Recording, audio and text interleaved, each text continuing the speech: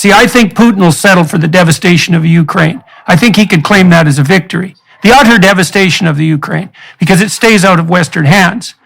But if Putin ever believed that his people even believed that they were now under attack, let's say by German tanks, let's say, the probability that he's used a tactical battlefield nuclear weapon seems to me to be extraordinarily high. For me, it's like, well, why wouldn't he? And the issue is, well, you don't want to escalate. It's like, yeah, that's already factored into the decision. The fact that they're even theorizing about any of this without recognizing the very direct and real cost to human civilization on this planet, we can look throughout history to see how U.S. foreign policy, especially in regime change wars, have failed so spectacularly in different regions around the world because they go and pick which dictator they like or don't like. Well, we'll take this guy out, replace him with this guy, and then all of these disastrous unintended negative consequences come both for the United States and the people in these countries. Yet here we are now, where we are facing that exact same prospect with the country that has the most nuclear weapons in the entire world.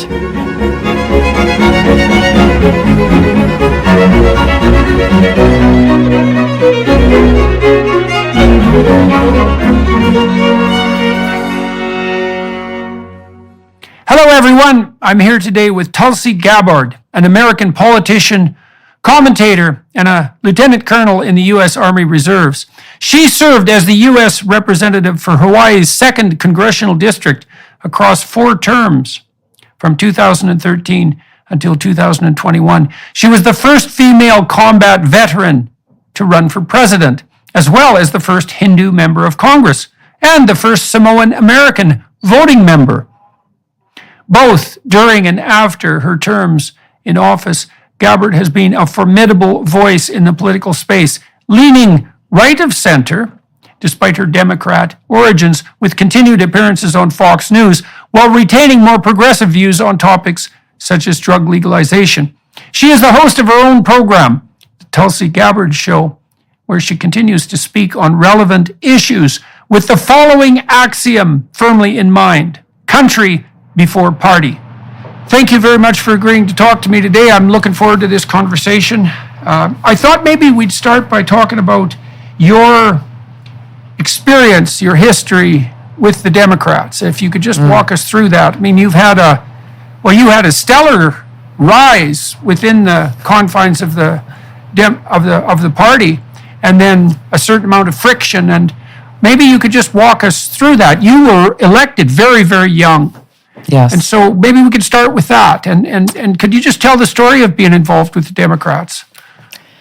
Well, I growing up here in Hawaii, it's a beautiful place, and from a young age, had a pretty deep appreciation for the importance of protecting this place, protecting our oceans and the preservation of clean water. We get our water here from water aquifers, and as the most remote island chain in the world, protecting those resources are essential for life. And so my motivation and drive to run for the State House of Representatives here in Hawaii when I was 21 years old in 2002 really came from that motivation to want to be in a position where I could actually do that. They wanted to build a big landfill over one of our big water aquifers here, which, even for me as a teenager seemed like such an absurd idea and risk, because once that water is contaminated, then it's done. And so I was part of, I went out and got petitions and signatures and joined others to be able to try to stop that, because it was being, the wheels were being greased by a corrupt politician, essentially, who was trying to help his buddy who ran the landfill business. And it was a great experience for me as a young person to be a part of stopping that from happening. And that's what drove me to run for office when I was 21 years old. It was not out of any kind of design like, I'm going to have this big political career and this will be the first stepping stone to get to somewhere else. It was really driven by a desire to be of service and make that positive impact. I chose to be a Democrat. My family it wasn't one of those like legacy party affiliation things that you just did. I really was thoughtful at that time about which box I wanted to check in filing those papers to run for office. And for us here in Hawaii, the origins of the Democratic Party really came from a party that fought for people.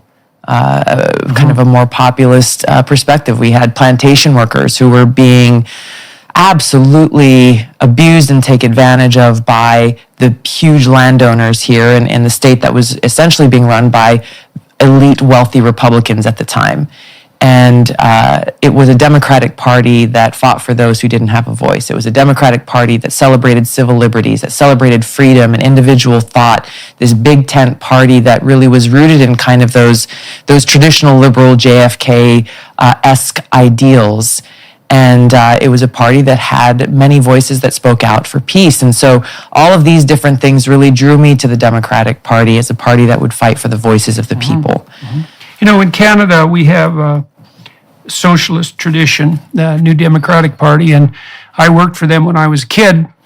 The man I worked for was the father of Alberta's last premier, second last premier, and a lot of the people that were involved in the NDP were labor leaders. It was well known in Canada that the Conservatives were the party of the establishment and the Liberals were, they played both sides against the middle very effectively, and the Socialists, the NDP, British Socialists, rather than the communist type, they're really the voice of the working class. They're the voice of the unions, and the working class needs a voice, obviously.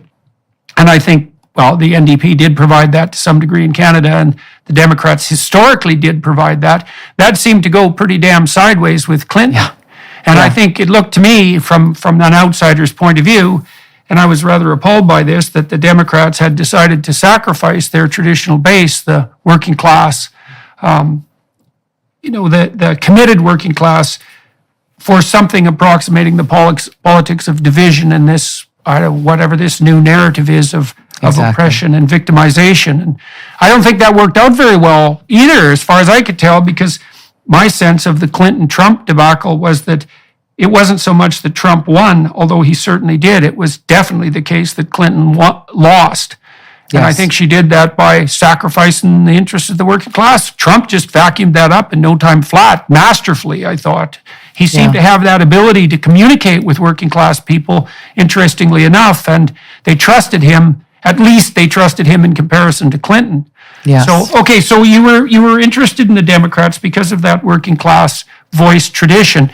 And you worked with the Democrats for a long time. How long you ran when you were 21? That was in when, 2000? That was in 2002. 2002, right. So, and when did you formally sever ties with the Democrats? In October of last year, 2022. Right, so it was basically 20 years. Yeah. I did not spend all of that time in politics. I left the State House when I volunteered to deploy with our Hawaii Army National Guard unit because the events of 9/11, like so many Americans, changed my life, changed my perspective, and I had enlisted in the military, motivated by what happened there, to go after the Islamist terrorists who attacked us on that day. And so I was campaigning for re-election here in Hawaii in 2004, which looked to be a pretty easy re-election here and to continue the work I was doing. Our unit, or the National Guard unit, was activated for a deployment to Iraq. I was told by my commander, congratulations, you don't have to go. Your name is, we've already got someone filling this job in the medical unit where I was serving. So you can stay home and you can continue doing what you're doing. But I knew that there was no way, just no way that I could stay back and work in some plush office in the state capitol and watch my brothers and sisters in uniform go and deploy to war on the other side of the world. And so I left my re-election campaign and volunteered to deploy, got trained in a different job that they needed filling in that medical unit, and went off on an 18-month-long deployment. So what do you learn? What do you learn from that? So exactly. You got hauled out of your life. What do you learn? so much about the cost of war, both in the loss of people who I was close to, people who I served with, as well as people who I had never met. The very first thing that I did in my job while I served in Iraq, we were in a camp about 40 miles north of Baghdad, and the very first thing that I did every single day that I was there was to go through a list of names of American service soldiers who were serving all across that country, who had been injured or hurt in combat the day before, in the previous 24 hours. And I had to go through that list name by name to look to see if there were any of the soldiers from our brigade, which was about close to 3,000 people who were serving in 4 different parts of Iraq at the time, to make sure that, okay, well, this person has been injured, or they've been hurt. Where are they? Are they getting the care that they need? Are they able to get what they need in country and return to duty?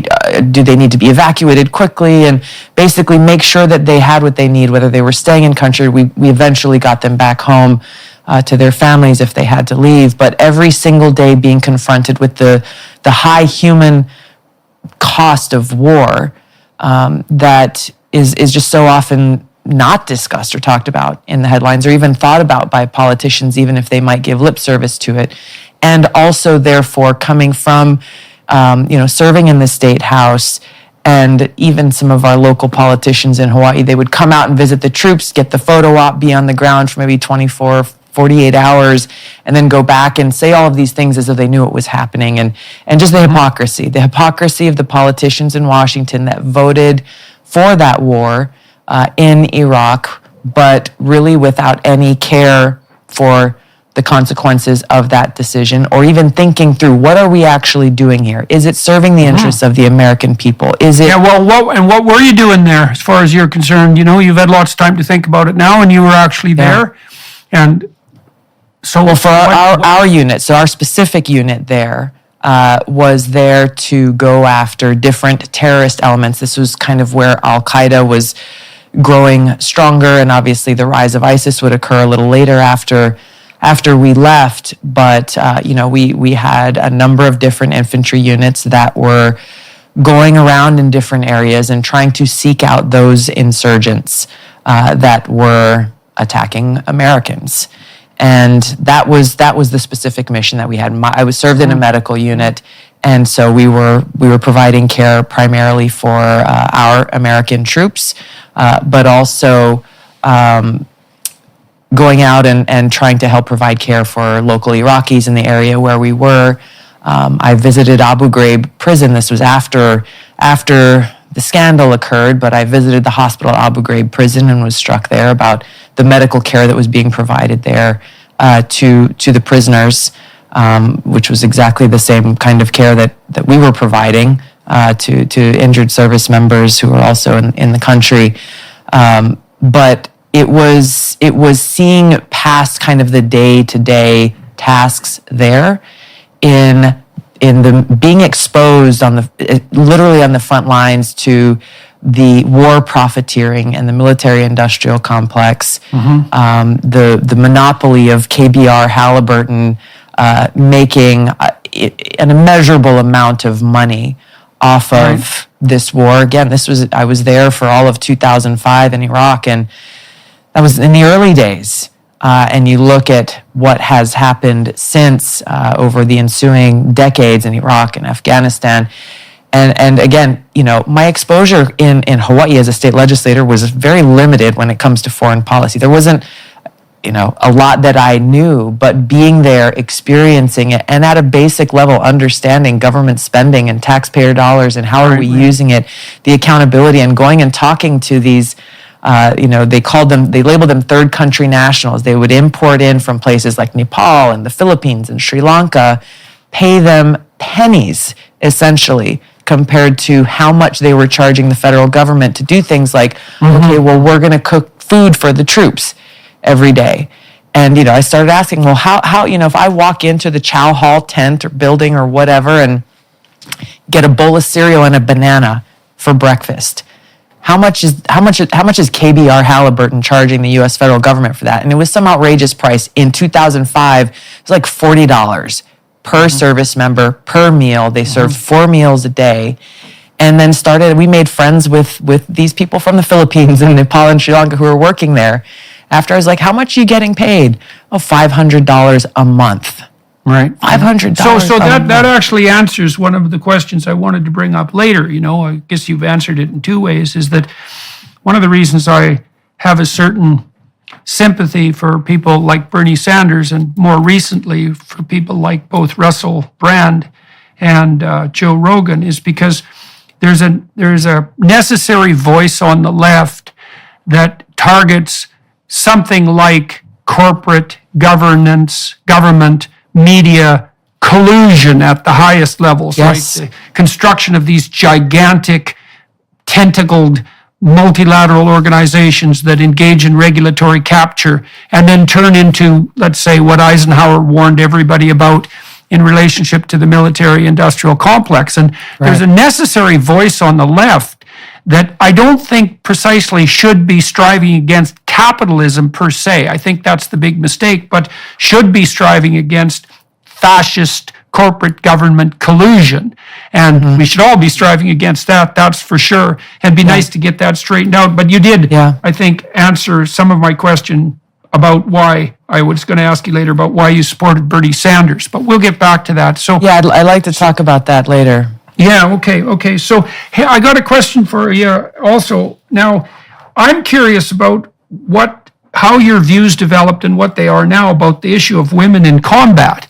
We've opened up the military to female participation, and generally speaking, it appears that opening up avenues of participation to women has immense benefits for women if handled correctly for children. Certainly on the economic front, it doubles the pool of available talent for everyone. I know the best predictor of development in the third world is rights accorded to women, especially on the economic front.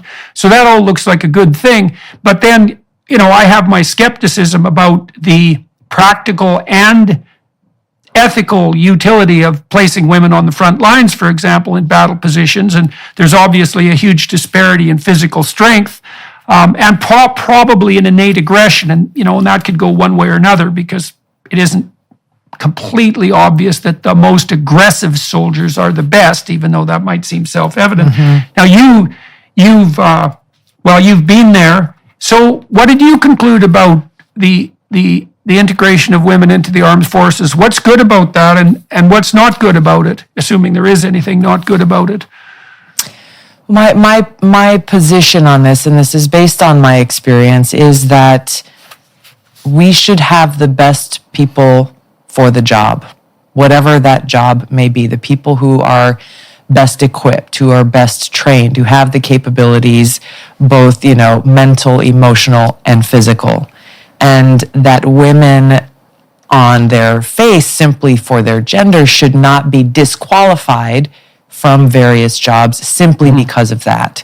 I have served alongside, obviously, many men and women, people who have been very good at their jobs because of their skills and their capabilities, and others who don't have those skills and capabilities.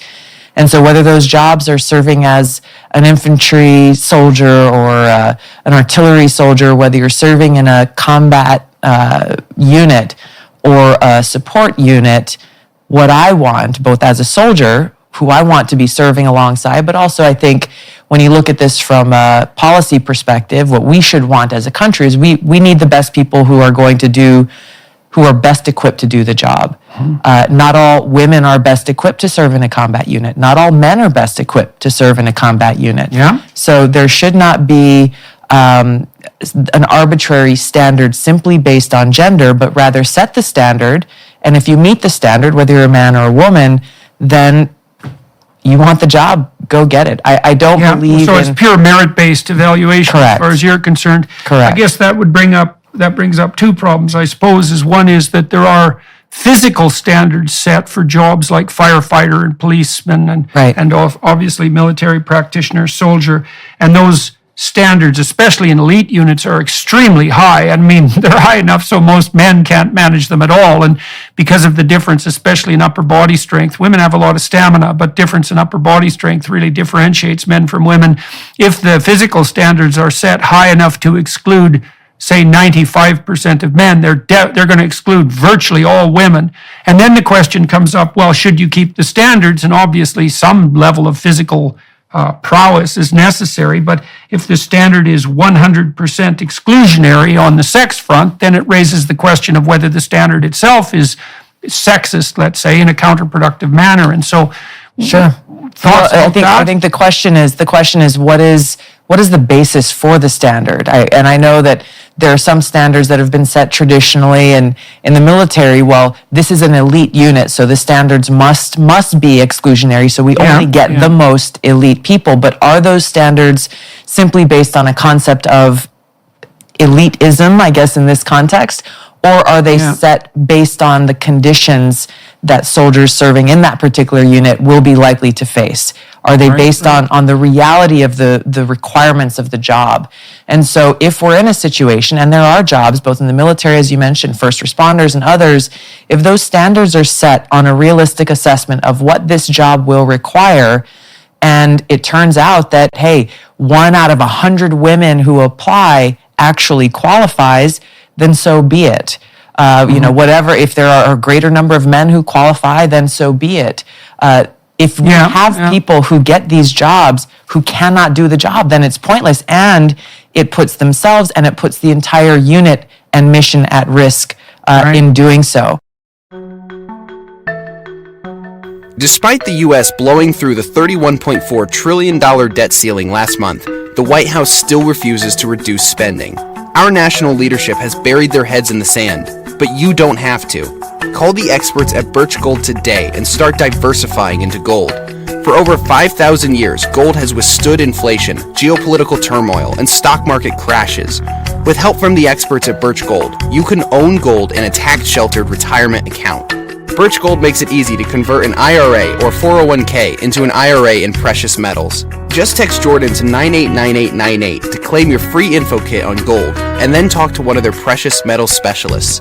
With an A+ rating with the Better Business Bureau, thousands of happy customers, and countless 5-star reviews, you can trust Birch Gold to help protect your savings. Text Jordan to 989898 today.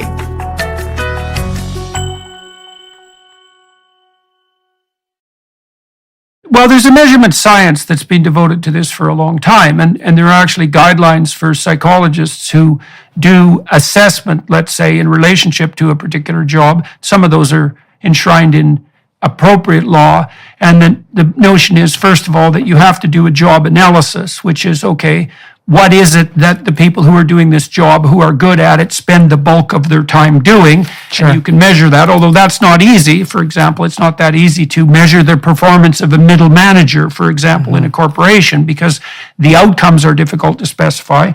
But you can do a better or worse job of that. And if you do a good job, then you can find out what predicts prowess, and you can do that statistically. And then you define merit, right? Merit is what makes it likely that you will do very well doing whatever this job is for. That's merit. And that can be handled properly. The problem is, as you alluded to, if you accept merit defined in that manner as the gold standard, then you're going to have to accept the outcome, which is that there isn't going to be radical equity at all levels of analysis in the candidate pool. And so you have to forego that. And it certainly seems, I would say, that on the left side of things now, people are almost entirely unwilling to forego that equity outcome. I mean, even Kamala Harris, who should have known better, tweeted out a few weeks ago her support for this concept of equity. And people who aren't paying attention think that means equality of opportunity, which is not what it means at all, which is why it's a different word. It means that if the outcomes of the selection process aren't equal across all conceivable combinations of ethnicity and gender, sex, etc., that intersectional morass, then the system is by definition exclusionary and prejudiced, and that just kills merit, assuming that merit is not completely equally distributed.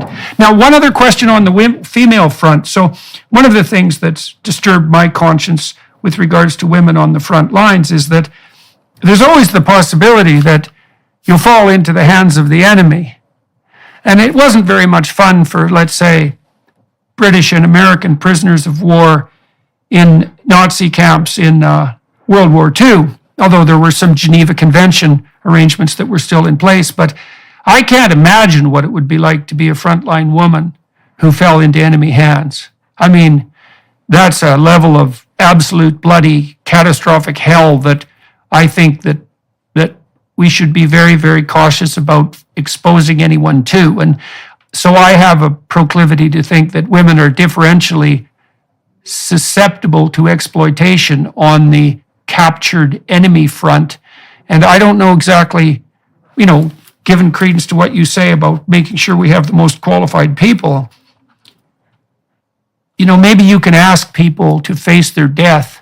I don't know if it's okay to ask them to face endless gang rape and then death. That's pushing the envelope. And so I don't know what you think about that. I imagine that thoughts of that sort must have gone through your mind from time to time. Sure. It is the most, war is tragic and ugly, to say the least. And you're facing some of the most horrific conditions, which is one of the reasons why I don't support the draft, is because as a soldier, I don't want to be serving alongside anybody who hasn't made that choice to be there, who hasn't made that choice to be willing to make those sacrifices, not only to give up one's life in service to our country, but to face the plethora of what could be the absolute worst case scenarios. That's my perspective. And so whether it's those scenarios are facing a male or a female soldier, these are some of the things that, both the training of the practical implications, but obviously the mental preparation for how anything could possibly go bad is essential before sending troops into that situation. Okay, so it sounds like your sense is that, if people have been fully apprised of the risks, and I think we outlined the most substantive risk on the female side, if people are fully apprised of that risk and there's evidence that they actually understand what that means, which is no simple matter, that it's okay to allow them to make that choice. But that's partly why you introduced the idea that there's no compulsion in military conscription. Yeah. Also partly because you don't get the best out of people if they're compelled, Exactly. obviously. So, okay, so anything else on the combat front, or can we turn back to the Democrats? I'd like you to do a... Well, I'll walk us back into that, because it is what motivated me to run for Congress. We talked about, I've been with the Democratic Party for 20 years. I chose to join the Democratic Party. My experience on 2 Middle East deployments is what really drove me to run for Congress. It wasn't something I had any ambition for, frankly, when I ran for the State House in 2002. But being exposed to the cost of war, being exposed to both the military-industrial complex, but what you described very well earlier is this collusion in the narrative and the push coming from elected officials in Washington, the establishment of people in both political parties who are part of this warmongering uniparty, so much of I guess the mainstream media or legacy media that we have seen amp up and beat the drums for war over and over, not interested in actually exposing the truth or asking any tough questions as it comes to foreign policy and the decisions to go to war. And of course, now even more so, we're seeing big tech being a major contributor in this establishment narrative. It's what drove me to run for Congress, to be able to be in a position where I could actually serve in a place to help make decisions that would prevent us from continuing to go and wage these costly counterproductive wars that actually end up undermining our own country's national security. one of the main reasons why I chose to leave the Democratic Party is because the Democratic Party has become the war party. Those voices that we talked about a little bit on the left who challenged the military-industrial complex, challenged this pro-war narrative that we're seeing across the board, I don't see them anymore. And worse yet, we have leaders in the Democratic Party who are the ones who are actually amping up these counterproductive wars, who are amping up these new Cold Wars against Russia and China, who are amping up and escalating and pushing us to the brink of nuclear war, which is where we sit right now as a nation, which threatens us and threatens the world, frankly, and doing so without any thought or consideration for the reality of something that was very eye-opening for us here in Hawaii back in January of 2018 when we had a missile alert where we thought that North Korea was sending a nuclear missile to us, and then we had 15 minutes to live. The government telling us, oh, seek shelter immediately. This is not a drill. Missile inbound to Hawaii. But we were confronted with the reality that there is no shelter. There is literally no place to go.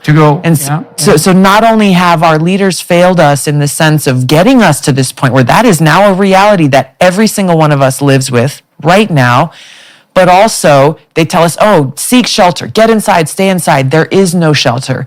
They may have some fancy shelters where they may be able to survive and continue to wage war in the event that we get there, but the vast majority of people in this country and people around the world will be the ones that suffer the catastrophic consequences of a nuclear holocaust. There is no shelter. They have not provided that shelter. And so this question of how my experiences there on these deployments, the experiences that I've had throughout this time was one of the main reasons why I left the Democratic Party, and frankly was one of the main reasons that back in 2016 that I saw the necessity to leave as vice chair of the DNC to go and speak out against Hillary Clinton's warmongering record as she was trying to become our country's commander-in-chief and the dangers of what would happen if that became a reality.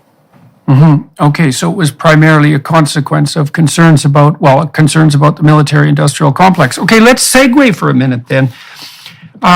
I made a couple of videos about the Russia-Ukraine war, making a foray into a domain that's obviously contentious enough to produce a war, let's say. And here's my problem. I don't understand. Now, I've listened to a lot of hawks on the American side talk about, two things. About the fact that it appears likely, and this is independent of the merits of this claim, it appears likely that the Ukraine, supported by the West in the manner it has been supported, can do serious damage to Russia's conventional arms force. And I think there is evidence that the Ukrainians and the West are pushing the Russians back, and God only knows how far that will go. And the hawks that I've talked to said that's a good thing. It's in our interest to ensure that Russia is no longer a conventional military threat. And I have a certain degree of sympathy for that viewpoint, but then here's the counter problem as I see it. So I try to look forward into the future and I think, okay, what does a victory for the West look like? Forget about Ukraine. Ukraine victory is they get their territory back and there's a wall between them and the Russians, and the pesky Russians leave them alone and they go back to whatever level of appalling corruption they had managed before the war. Right. So that's the Ukraine victory. The West, let's say we could do this two ways. Okay, so Putin is deposed, however that happens, and then what? And then we have a better leader in Russia? We have a more trustworthy leader? Yeah, I don't think so. The Russians haven't got a great history of that, and no matter what you think of Putin, it's definitely the case that he isn't the worst leader that emerged in Russia in the last 100 years by any measure. Sure. So that's a big problem.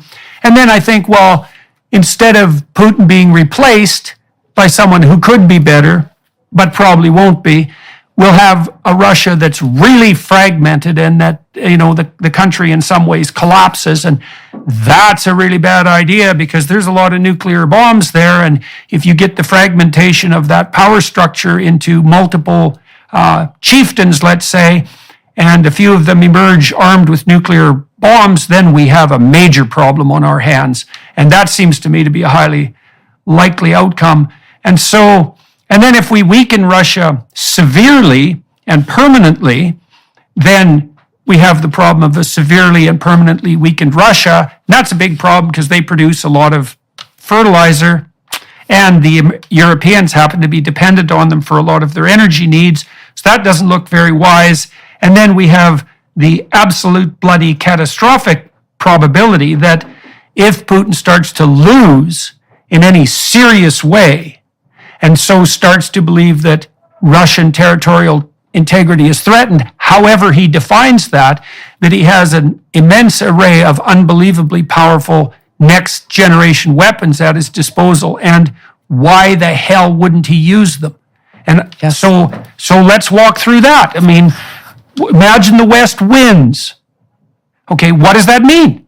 I don't see what that means. I haven't heard anyone describe to me what the goal of this war is. We're supporting the heroic Ukrainians. It's like, yeah, you're a moralizing scoundrel. That's not a plan. That's idiot hand waving, as bad as the environmental, doomsayers. It's the same thing. Cheap moral victory.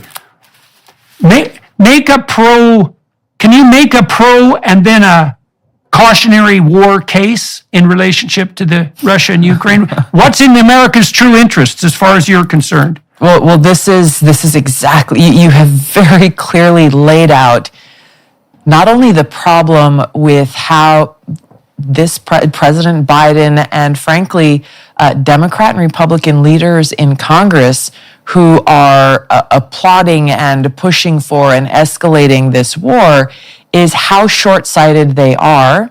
But also, this has been the problem in U.S. foreign policy from our leaders for so long is they are not actually thinking clearly, if they're thinking at all, about what is our goal? What is our objective? Yeah. What you said, what does a win look like? How is it defined? Even theoretically. Yeah. Whether it's realistic or not, just saying, well, we're fighting for democracy. That's not a goal. Also, it's in direct conflict with the reality of their actions, even here in the United States, about how many undemocratic decisions and increasingly authoritarian decisions they are making. But on this question of the war in what is essentially a proxy war against Russia, the United States is waging a proxy war against Russia. Ukrainian people are paying the price. They have not outlined what a win looks like. Anytime anyone asks President Biden or anyone in the Biden administration is, when does this end? How does this end? Mm-hmm. They throw out this cheap one-liner of saying, well, that's up to Putin. Whenever Putin stops... Oh, good. That's good. That's up to the guy with the hydrogen bombs. Exactly. That's bloody brilliant. Look, I know what I would do if I was Putin. I know it. As soon as I felt that I was in danger of a true loss. See, I think Putin will settle for the devastation of Ukraine. I think he could claim that as a victory. The utter devastation of the Ukraine, because it stays out of Western hands.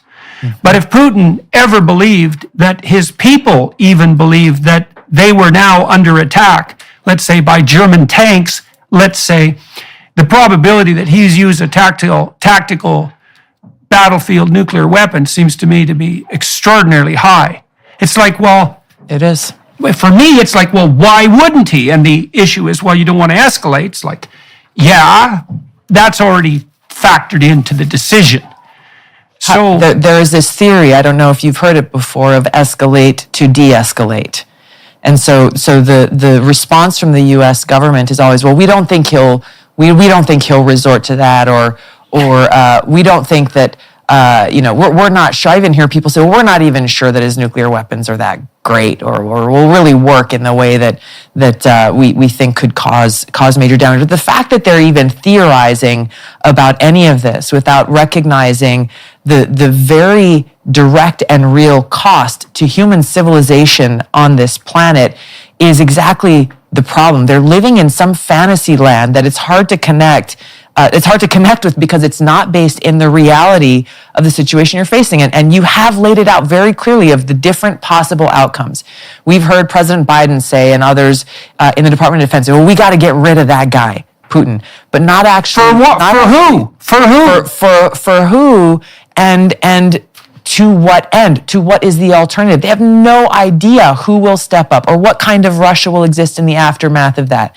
We can look throughout history to see how U.S. foreign policy, especially in regime change wars, have failed so spectacularly in different regions around the world because they go and pick which dictator they like or don't like. Well, we'll take this guy out, replace him with this guy, and then all of these disastrous unintended negative consequences come both for the United States and the people in these countries.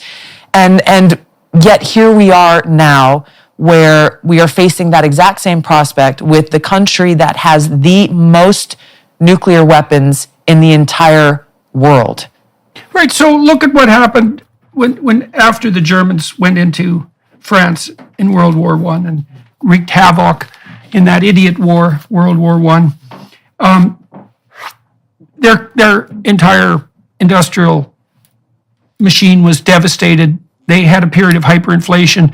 They were subject to that extraordinarily punitive Versailles Treaty. And that could be imposed upon them because they were devastated. And hypothetically, we could do the same thing with Russians if they're beat very badly on the conventional front and they emerge weak. And we put punitive measures in place to keep them weak.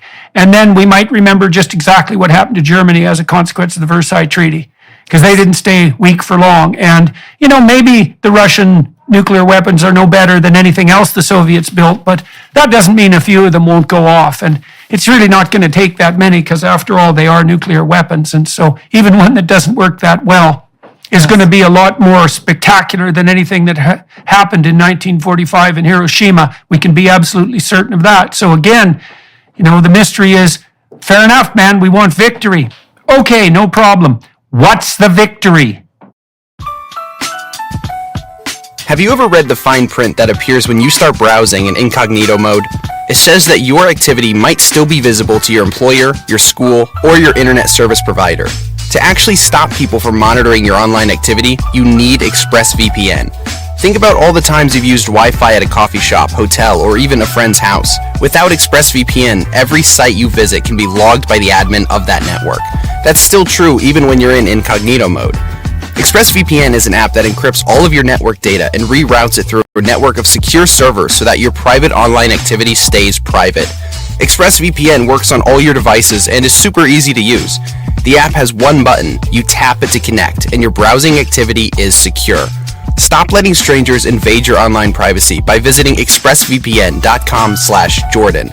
That's expressvpn.com/Jordan and get 3 extra months free. expressvpn.com/Jordan.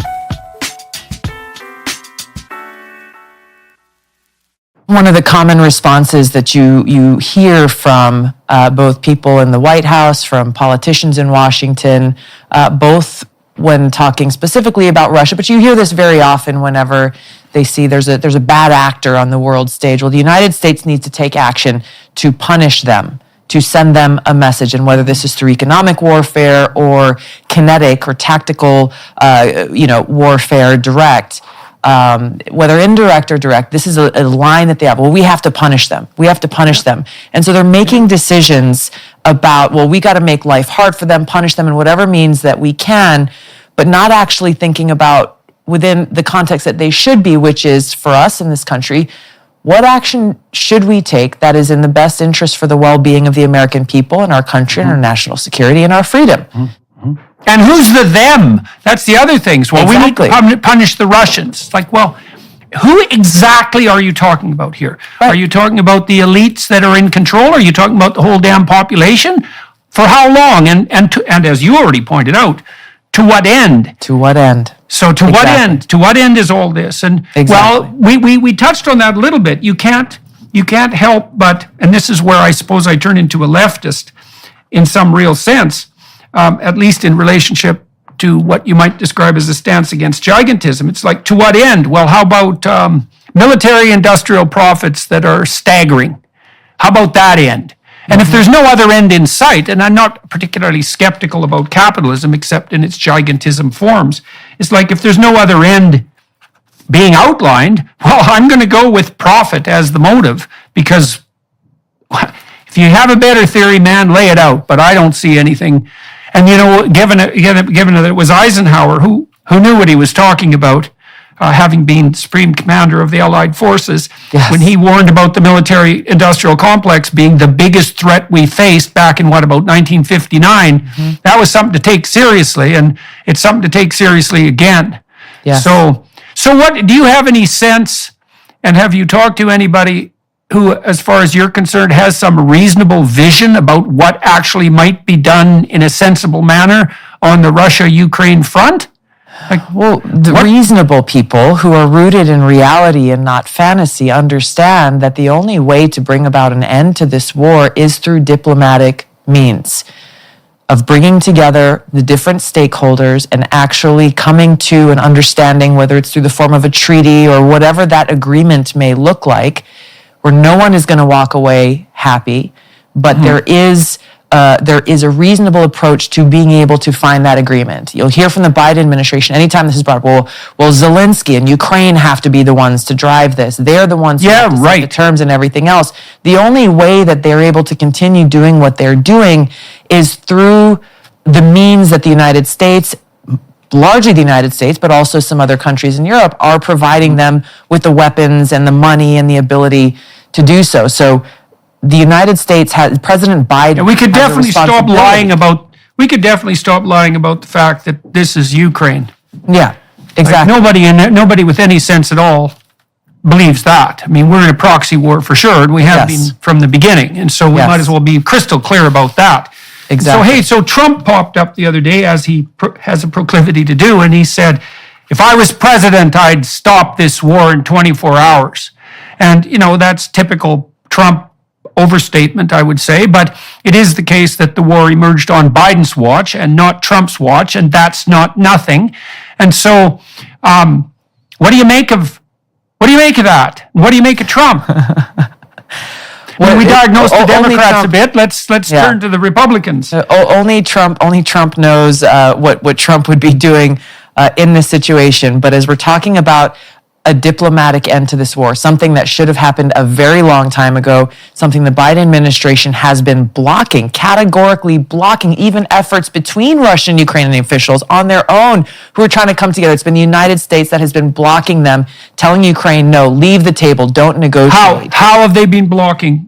What are the details? There are multiple reports publicly of Biden administration officials telling Ukraine not to negotiate, as well as other countries who have been also sharing that they've been getting that same message, going all the way back to, I think, March, shortly after this war kicked off, when there were... I heard the same thing. I heard that from people I was talking to who knew what they were talking about in Israel, too, that the Russians, there were avenues open quite early in the conflict where diplomatic maneuvering could have hypothetically proved useful, and that was blocked. Now, I'm not saying it would have been useful, but I couldn't understand when this all broke out why the number one priority of Western leaders, who instead gathered to, make fun of Putin's hypermasculinity, and it was a pretty sad bunch of wimps gathered around the G7 table who were managing that, I might say, instead of noting that if they had any sense at all, they'd be trying to broker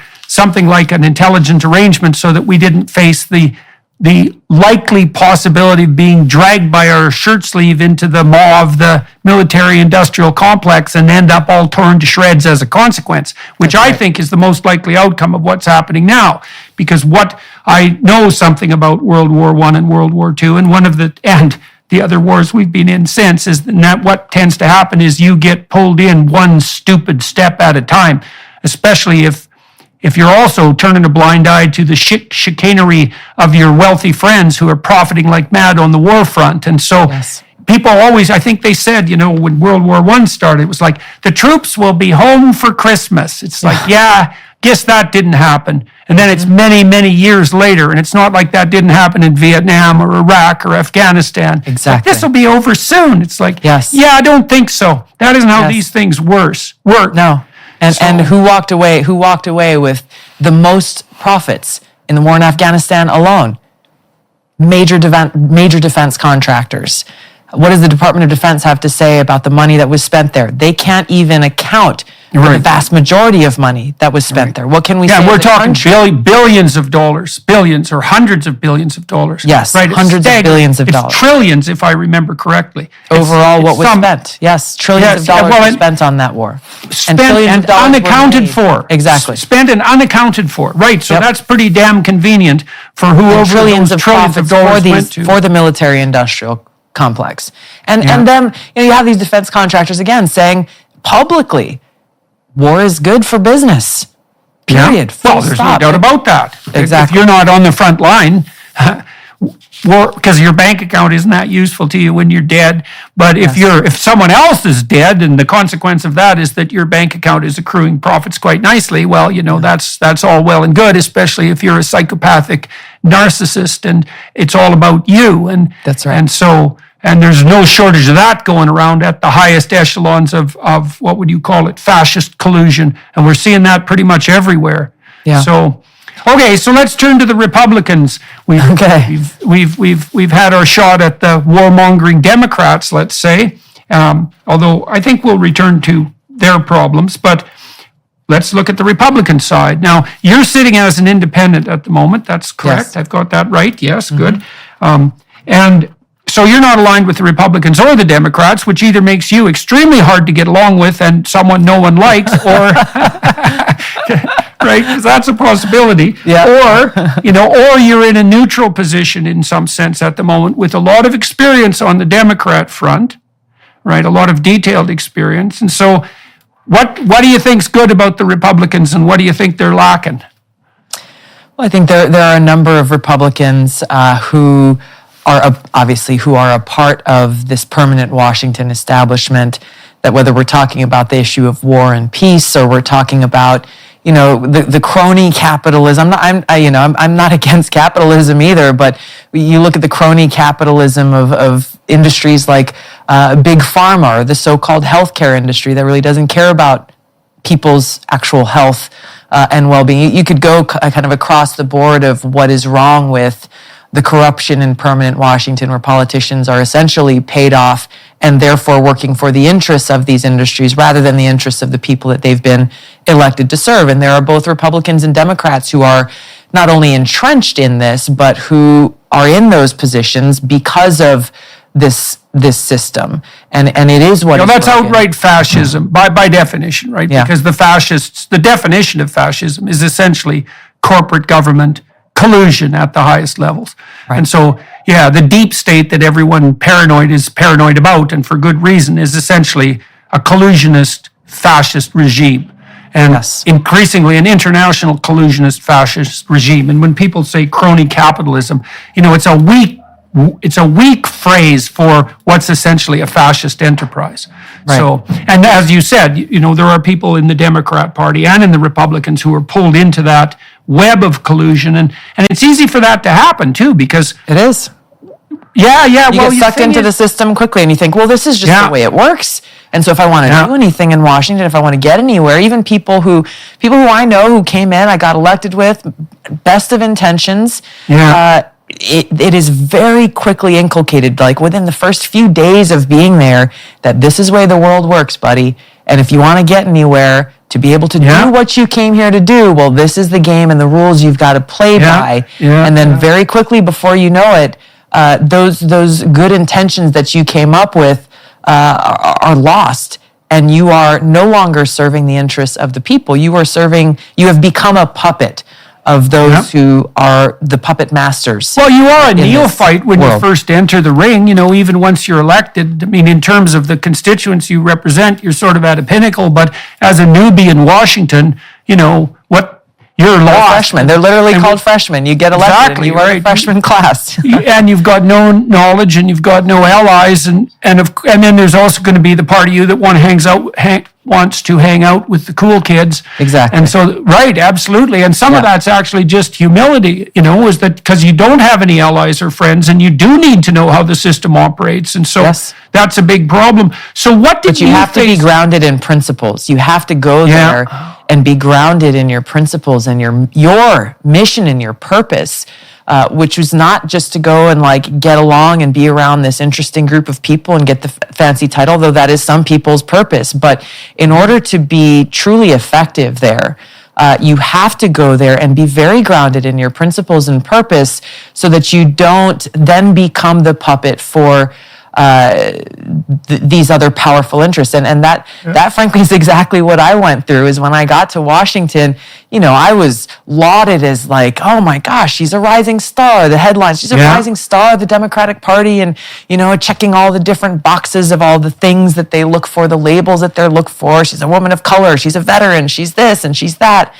And then they realized oh, hold on a second, she's not just going to allow us to control her. She's not just going to read the talking points that we send out in the morning email. She's not just going to vote based on the way that we tell her to do. They realized that I wasn't there. Was we the DNC essentially? I mean, my experience with talking to congressmen in Washington has basically it's actually been it's been disenchanting, and I've also developed more sympathy for the Congress people.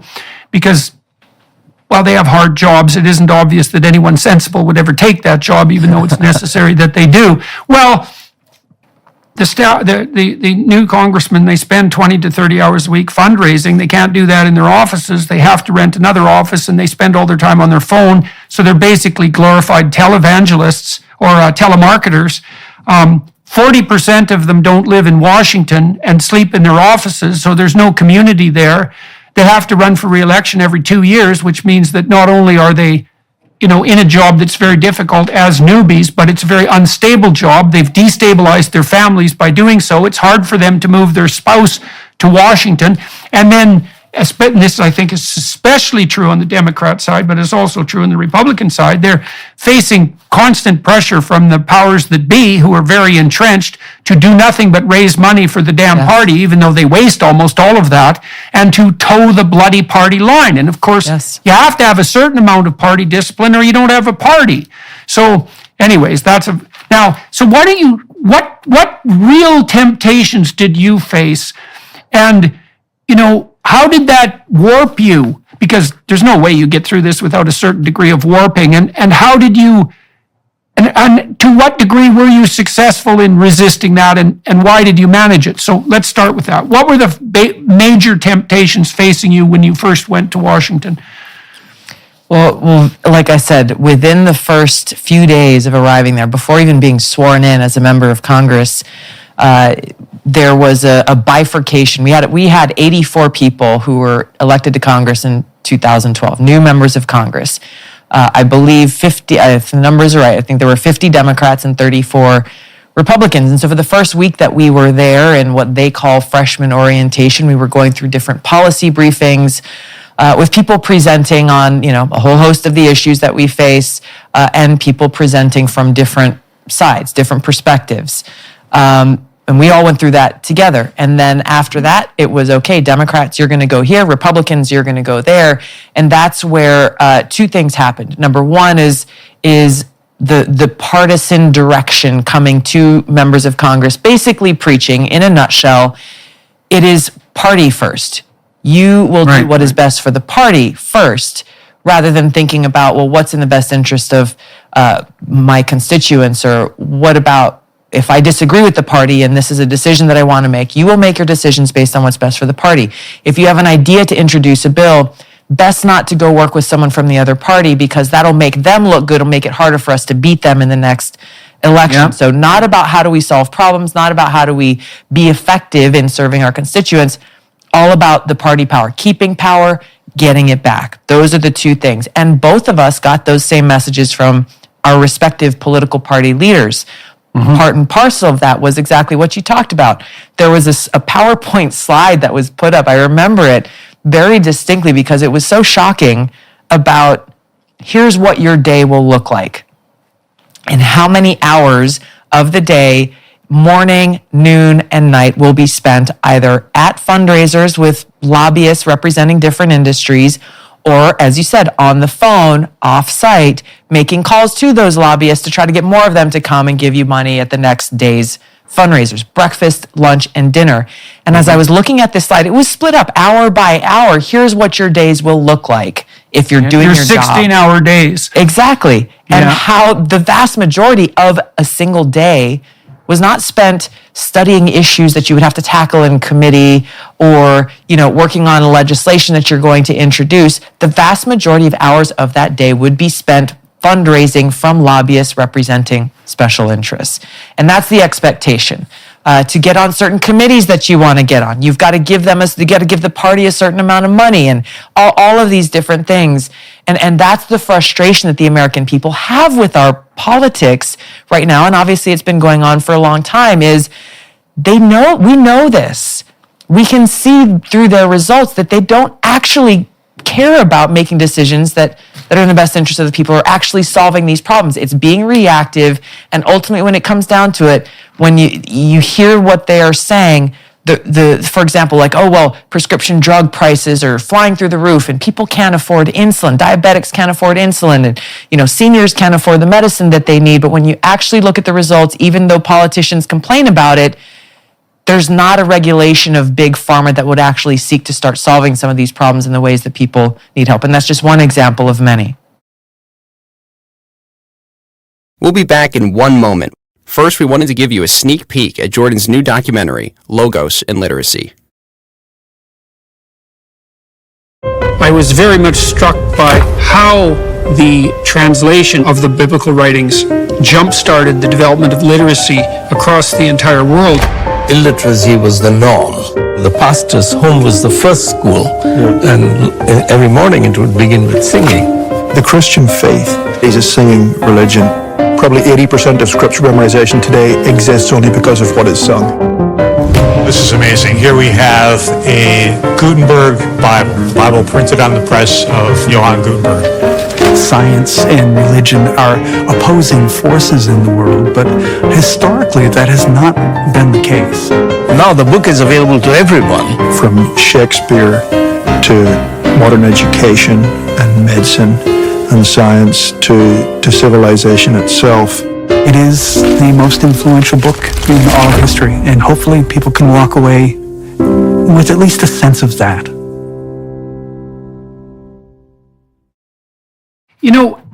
Here's maybe part of the underlying problem. So I went to the Republican Governors Association meeting in November, and I remember one of the people who presented, they were trying to rally the troops to some degree, sharing policy information amongst themselves as governors. And a lot of the Republican governors are pretty good at implementing, micro policies, and there's something to be said for that, right? That boots on the ground, pragmatic competence.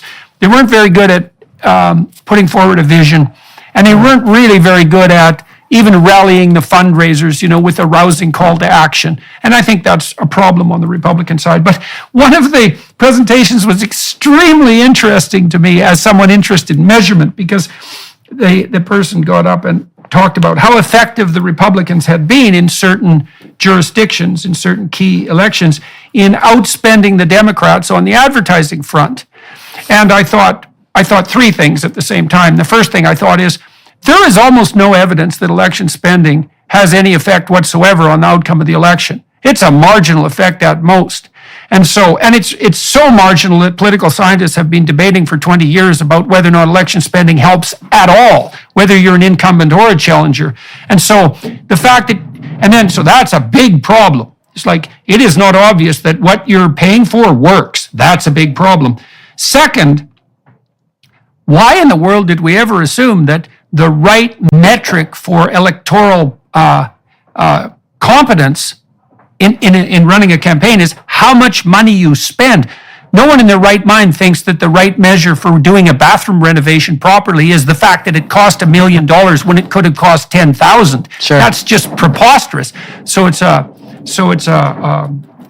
measurement problem in the fundamental analysis. And then even worse on the Republican side, and I think I asked this question, which didn't make me very popular, at the meeting itself, which is, I don't know if you noticed, but 95% of the legacy media to whom you're devoting all this money actually really can't stand you or anything you stand for and is completely 100% tilted against you. So on what grounds do you base your claim that spending more money than the Democrats feeding this god-awful legacy media machine is, well, it's not effective and it's counterproductive and they hate you. So what are you doing? And so then what happens in Washington, it's very similar, is the parties devolve to the simplistic notion that those junior congressmen who can beat the drum most effectively to raise money are ipso facto the most loyal and competent. And that's all based on a whole misapprehension of, it's a measurement problem. It's like the money you raise is not an indication of your competence. It's the same problem we were talking about with relationship to women in the military to begin with. What the hell are you measuring? Now, okay, now for whatever reason, you got on a lot of Democrat committees and you ended up as vice chairman. You had a pretty stellar career, very rapidly accelerating. Now, you claim that you weren't one of the junior Congress people that could be, subsumed all that easily into the military-industrial complex, for lack of a better word. So if that was the case, then why in the world were you also able to move into leadership positions in the Democrat Party? Because hypothetically, you would have had to go along, and I'm sure you went along to some degree, but you would have to go along. That's what they're telling you. You have to go along to get something done. But you're saying you didn't particularly go along, or at least not always, and yet you had a stellar career. So how is that possible? These opportunities, these vice chair of the DNC. We'll start with that one. Because I was a top official of the National Democratic Party from 2000, I guess I was sworn in January 2013 up until my choice to leave that position in 2016. I was sitting in the back seat of a car shortly, it was around the time of President Obama's re-election inauguration. I got a phone call saying, hey, what would your answer be if you were asked to serve as vice chair of the DNC? I had been in office for less than a month.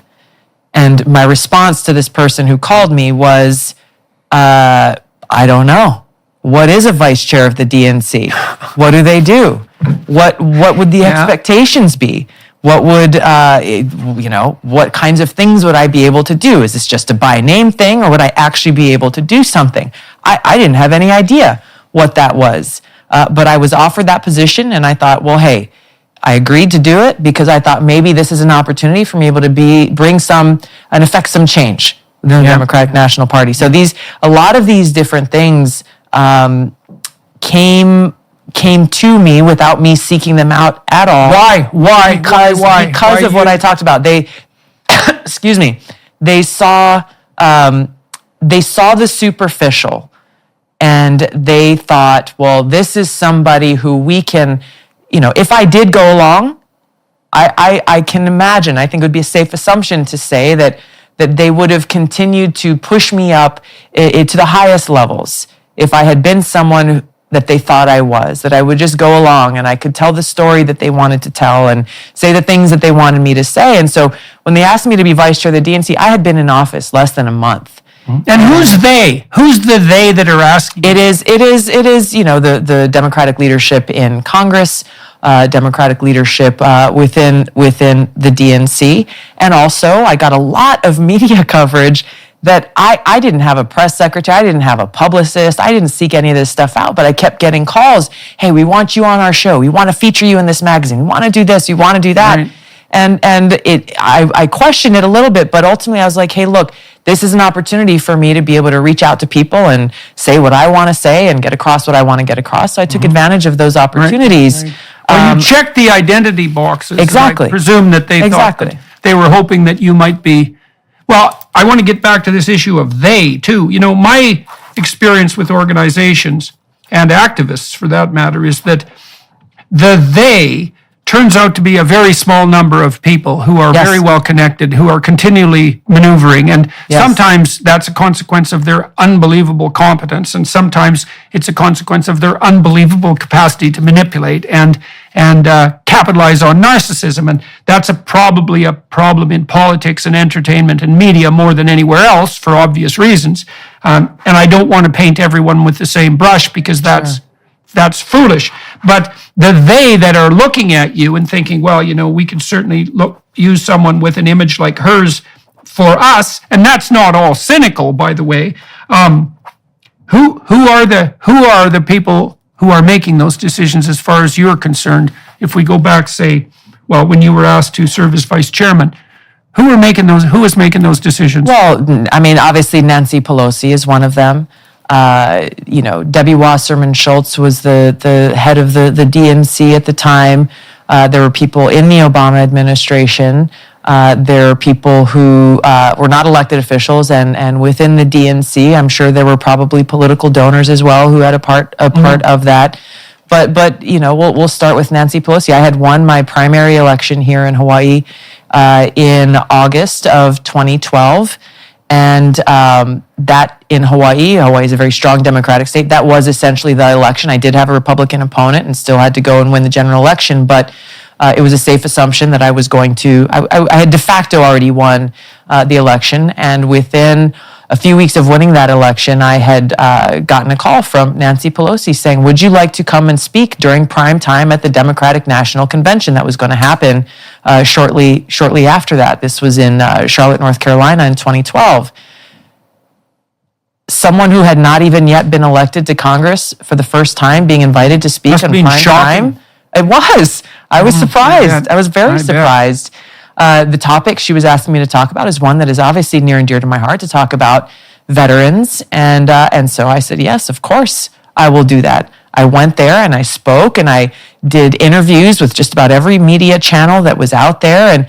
But all of these different things, there were not opportunities that were given to the vast majority of people. I guess I'll put it that way. But my decision to leave as vice chair of the DNC was one of those pivotal moments where, in the lead up to making that decision, it was driven by a couple of things. One was the recognition of the rules of the DNC is that you're as an officer of the DNC, you are not involved in tilting the scales or getting involved in Democratic primaries, especially Democratic presidential primaries, that you have different candidates, they go out, they make their case, and then the party coalesces around whoever the winner of that primary is.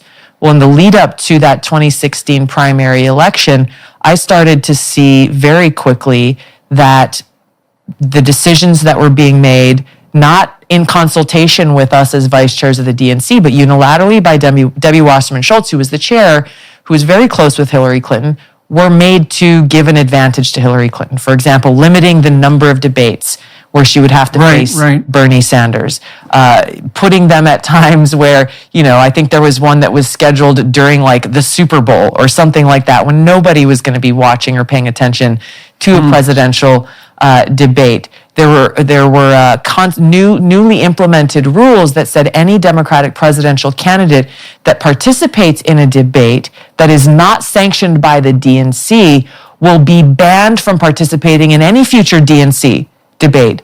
And for me, I'm just thinking, like, if our purpose and our cause is to increase involvement and engagement in our democracy, to get more people to pay attention, to learn more about these different candidates, to actually have a real dialogue about these important issues, why would you be punishing someone for going out and trying to engage in doing exactly that? Why would you be trying to limit the debate that the American people can be exposed to and involved with? And it was very clear why those decisions were made, to give an advantage to Hillary Clinton, who was designated as the one that the Democratic Party powers that be wanted to win that election. And so their lack of integrity, coupled with the fact that Hillary Clinton wanted to be our commander-in-chief. I still serve in the Army Reserves now for almost 20 years. So for me, as someone serving in the reserves at the time, as well as a member of Congress, as well as an American, to have her in a position where both Democrats and the mainstream media refused to challenge her on her record, both as a senator and in every position she had held, previous Secretary of State and so forth previously, on her, she is the queen of war hawks. She is the queen of warmongers. No one challenged her. They just said, well, she's got all these positions. She's the most qualified. I and so many of my brothers and sisters in uniform were like, hold on a second.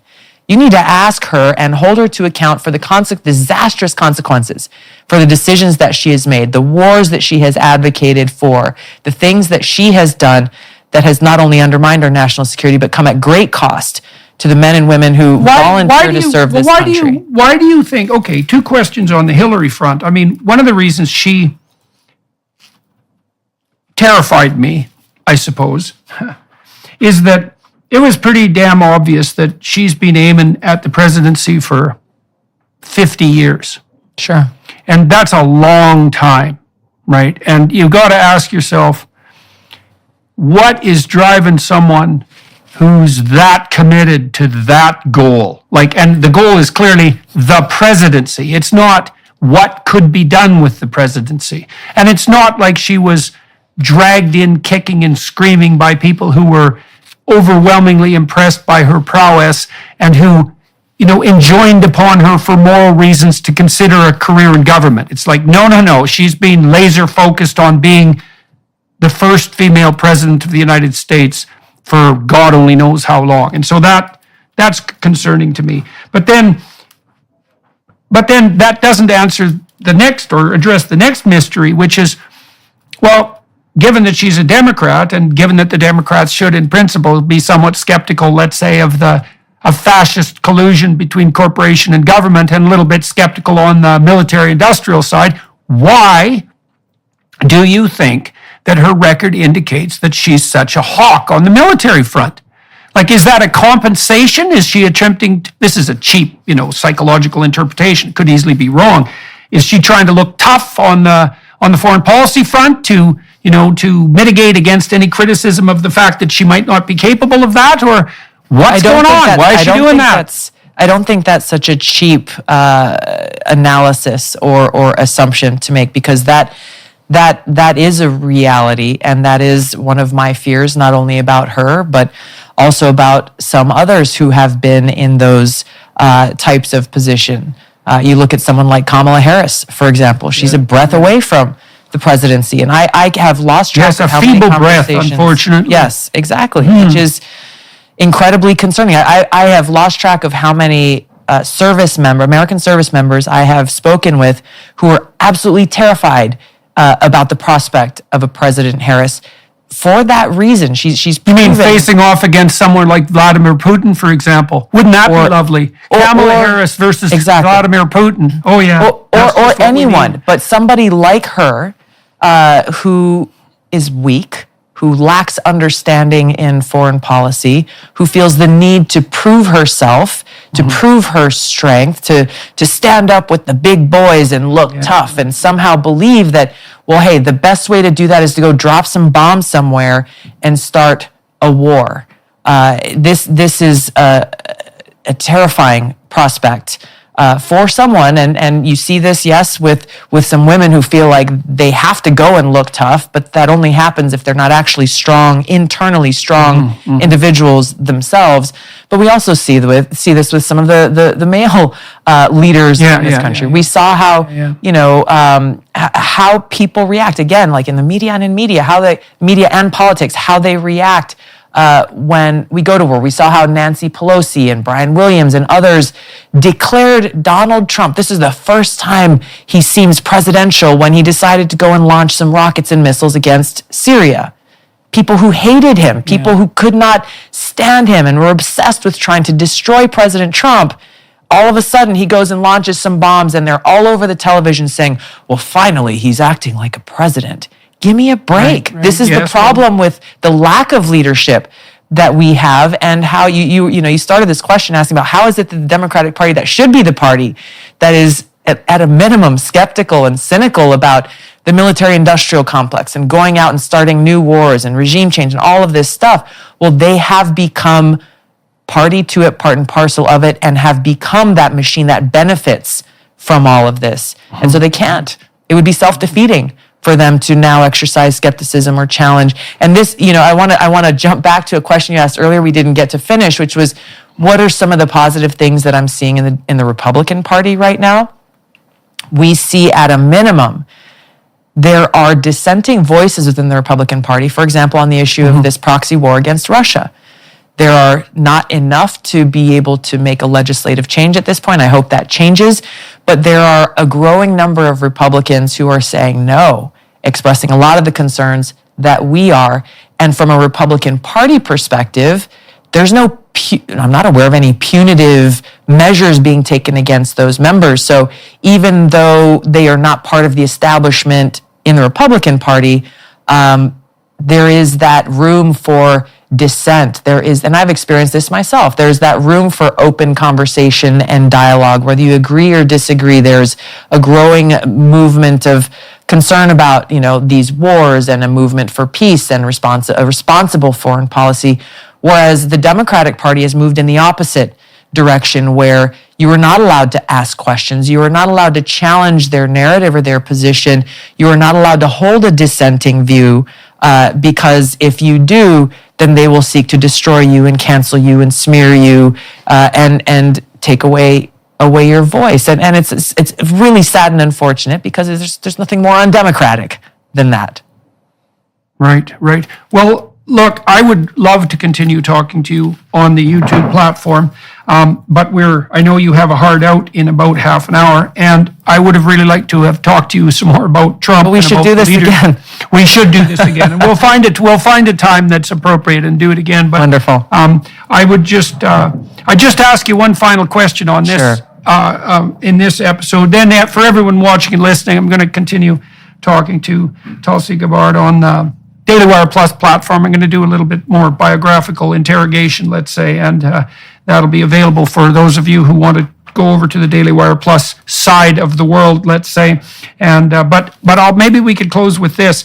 So, what are your future plans at the moment? Where do you see yourself going? Because you're in an odd political position at the moment, to say the least. You have this immense wealth of experience and reputation, hard earned, and you're in a idiosyncratic position, and you're quite young as well, all things considered by political standards. And so, where do you foresee yourself going, and where would you like to go, and in the next few years, and maybe even longer than that? The short answer is I don't exactly know specifically, but what I do know is that I will continue to do what I've done throughout my life, which is seek out those opportunities and places where I feel I can make the most positive impact and be of service to God, be of service to our country and the American people. I always like talking to you Americans. You're so good at that sort of thing, that whole Mr. Smith goes to Washington thing, which is, well, it's real, and I've seen that. It is real. And I've seen that among Democrats and Republicans alike. There is, despite everything that divides people in the United States, and despite, all the possibility of corruption and all of that, there is still this underlying belief in the essential goodness of the system, and this real desire on behalf of people to be of genuine service and to put themselves on the line for it. It's no joke to give up your life to become a congressman or congresswoman. It's a very tough decision, and we need leadership. I think the thing that, just to close out that point here, is there is promise in this system, but the system is extremely dysfunctional and corrupt right now. And so whether it's what I'm doing now and being able to speak the truth and try to bring some common sense and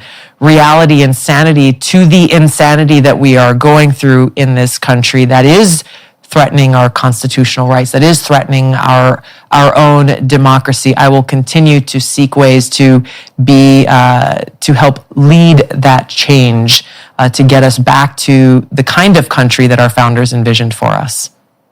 Well, that's a very good closing. And so we will turn now to the Daily Wire Plus part of this conversation. Thank you very much for talking to me today. Thank you. Extraordinarily interesting. I look forward to part two. Yeah, that'd be good. And so And so for all of you watching and listening, thank you very much for your time and attention. It's much appreciated. And to the Daily Wire Plus people who are producing this, the film crew that's here in Detroit, because that's where I am today, thank you for your help. And onward and upward to the next part of the conversation. Very good to meet you.